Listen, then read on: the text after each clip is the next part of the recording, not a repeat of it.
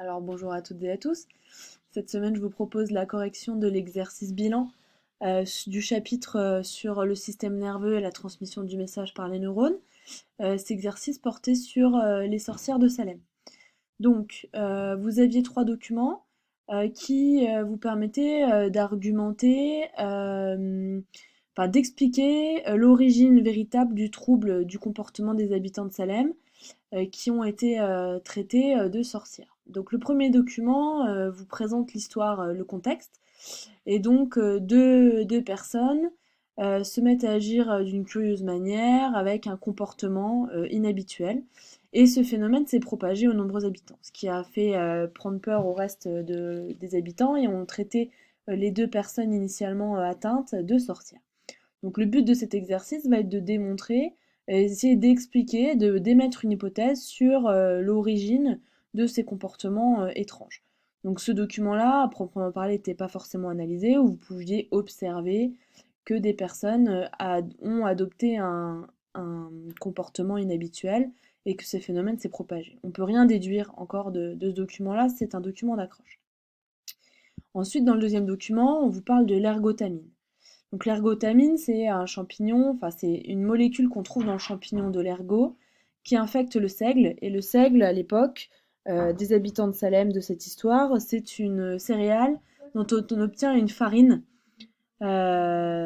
pour fabriquer du pain notamment.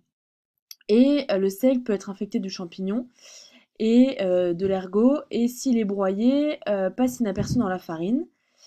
Et on vous dit que l'ergotamine peut provoquer entre autres des hallucinations et des troubles du comportement, ce qui peut faire le lien avec le premier document sur le comportement des sorcières de Salem.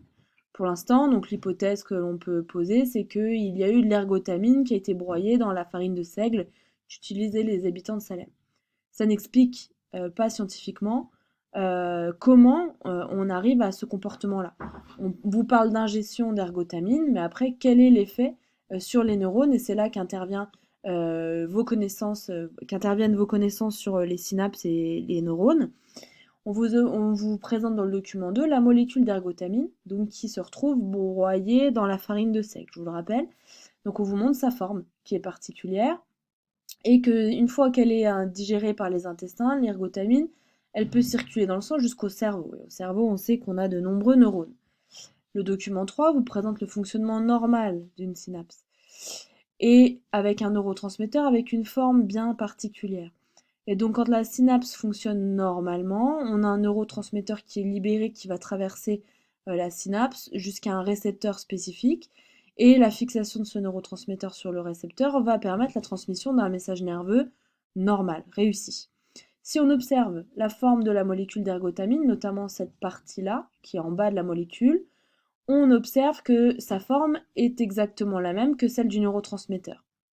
On peut supposer que l'ergotamine va donc se fixer sur le récepteur à la place du neurotransmetteur, et donc permettre la transmission d'un message nerveux, mais qui ne sera pas réussi, qui sera modifié du fait que la molécule qui se fixe sur le récepteur n'est pas exactement le neurotransmetteur, mais l'ergotamine. Et donc là, ici, on explique pourquoi les habitants qui ont ingéré de la farine de seigle infestée à l'ergot ont un comportement anormal, puisque leur message nerveux au niveau du cerveau a été modifié du fait de l'ingestion de cette molécule qui a pris la place des neurotransmetteurs. Donc si vous voulez, la mode d'action de l'ergotamine est exactement le même que celui que vous aviez vu dans les vidéos de la séance, que l'alcool par exemple ou le THC. C'est une molécule qui va venir se fixer à la place d'un neurotransmetteur sain sur un récepteur et qui va modifier le message nerveux dans la suite des neurones. Voilà, j'espère que c'était clair. Voilà pour la séance de la semaine dernière qui était assez courte. Cette séance, on va commencer un nouveau chapitre qui va être court également, qui va vous allez étudier l'activité musculaire. Donc ça va être des bons rappels aujourd'hui parce que vous aviez déjà fait ça en cinquième, mais vous allez voir les limites de l'effort musculaire à travers le surentraînement, le dopage et compagnie. Donc on va plus parler de sport et santé que de muscles dans ce chapitre-là. Je vous espère encore une fois toutes et tous en forme, et je vous dis à très bientôt.